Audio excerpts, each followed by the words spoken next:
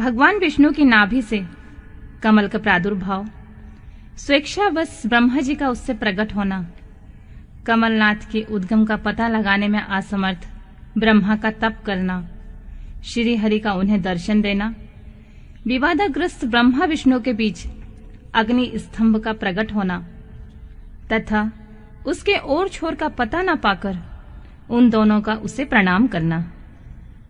ब्रह्मा जी कहते हैं, देवर्षि, जब नारायण देव जल में शयन करने लगे उस समय उनकी नाभि से भगवान शंकर के इच्छावश सहसा एक उत्तम कमल प्रकट हुआ, जो बहुत बड़ा था।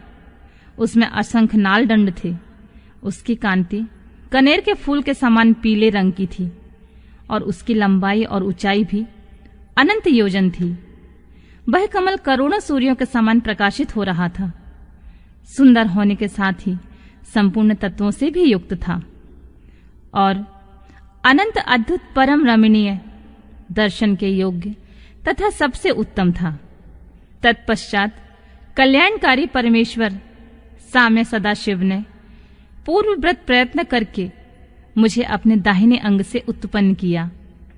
मुने, उन महेश्वर ने मुझे तुरंत ही अपनी माया से मोहित करके नारायण देव के नाभि कमल में डाल दिया और लीला पूर्वक मुझे वहां से प्रकट किया।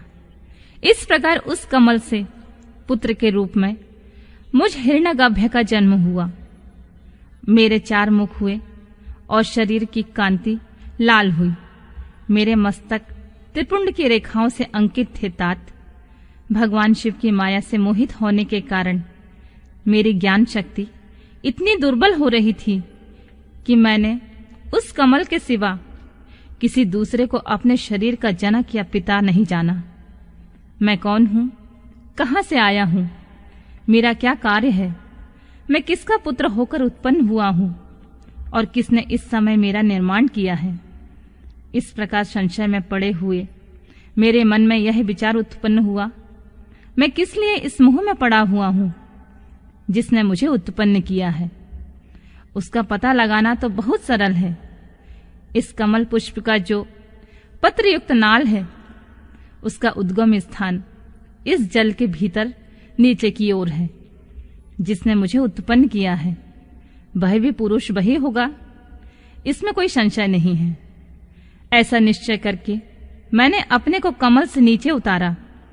मुने, मैं उस कमल की एक एक नाल में गया और सैकड़ों वर्षों तक वहां भ्रमण करता रहा, किंतु कहीं भी उस कमल के उद्गम का उत्तम स्थान मुझे नहीं मिला।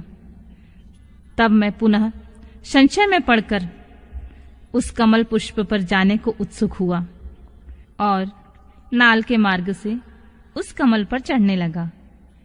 इस तरह बहुत ऊपर जाने पर भी मैं उस कमल के कोश को ना पा सका। उस दशा में मैं और भी मोहित हो उठा। मुने, उस समय भगवान शिव की इच्छा से परम मंगलमयी उत्तम आकाशवाणी प्रकट हुई, जो मेरे मोह का विध्वंस करने वाली थी। उस वाणी ने कहा, तपस्या करो। उस आकाशवाणी को सुनकर मैंने अपने जन्मदाता पिता का दर्शन करने के लिए उस समय पुनः प्रयत्न पूर्वक 12 वर्षों तक घोर तपस्या की। तब मुझ पर अनुग्रह करने के लिए 4 भुजाओं और सुंदर नेत्रों से सुशोभित भगवान विष्णु वहां सहसा प्रकट हो गए।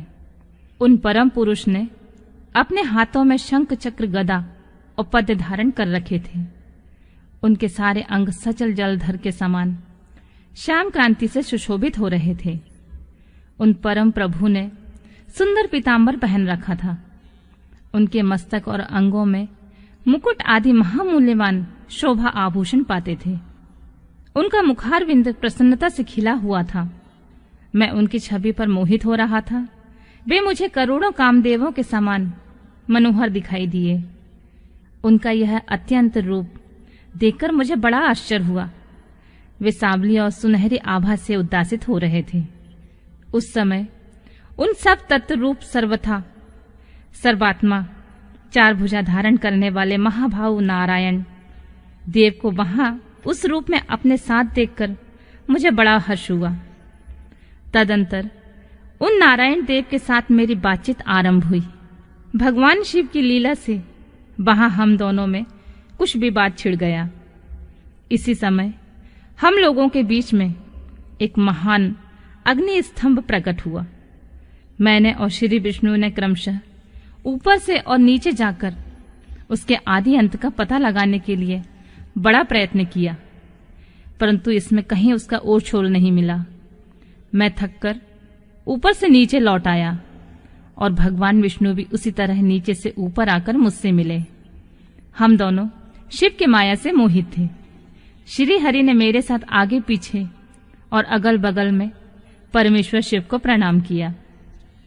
फिर वे सोचने लगे, यह क्या वस्तु है, इसका स्वरूप का निर्देश नहीं किया जा सकता, क्योंकि ना तो इसका कोई नाम है और ना कर्म ही है।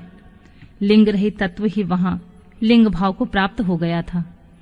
ध्यान मार्ग में भी इसके स्वरूप का कुछ पता नहीं चलता। इसके बाद मैं और श्री हरि दोनों ने अपने चित्त को स्वस्थ करके उस अग्नि स्तंभ को प्रणाम करना आरंभ किया। हम दोनों बोले, महाप्रभु, हम आपके स्वरूप को नहीं जानते। आप जो कोई भी क्यों ना हो, आपको हमारा नमस्कार। महेशान, आप शीघ्र ही हमें अपनी यथार्थ रूप का दर्शन कराइए। मुनि श्रेष्ठ इस प्रकार अहंकार से आविष्ट हुए हम दोनों ही वहां नमस्कार करने लगे। ऐसा करते हुए हमारे 100 वर्ष बीत गए।